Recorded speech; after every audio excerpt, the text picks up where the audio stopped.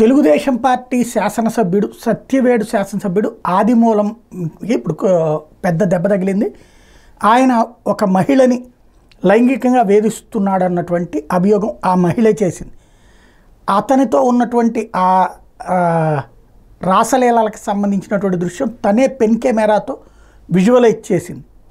తను చెప్పేటటువంటి అంశం ఏంటంటే తను తెలుగుదేశం కార్యకర్తనేనని, తనని లైంగికంగా వేధిస్తూ 2-3 నెలల నుంచి తనని 3-4 సార్లు ఇబ్బంది పెట్టాడని, లైంగికంగా కలవాల్సిన పరిస్థితి తెచ్చాడని, ఆ తర్వాత రాత్రి పగలు తేడా లేకుండా తనకు ఫోన్లు చేస్తూ ఉన్నప్పుడు తన భర్త గమనించి తనని కొట్టాడని, ఆ టైంలో తనని అలా ఎమ్మెల్యే వేధిస్తున్నాడన్న విషయం చెప్తే ఆ విషయాన్ని బయట పెట్టాలి అంటే ఖచ్చితంగా నువ్వు ఇది రికార్డ్ చేయాలని చెప్పి ఈ పెన్ కెమెరా ఇచ్చారని, ఆ కెమెరా తీసుకెళ్ళి విజువల్ రికార్డ్ చేసి దాన్ని తెలుగుదేశం పార్టీ కార్యాలయానికి పెట్టామని, అయితే అక్కడి నుంచి మెయిల్ చేస్తే అక్కడి నుంచి రిప్లై రాకపోతే అది మీడియా ముందుకు వచ్చానని చెప్పింది.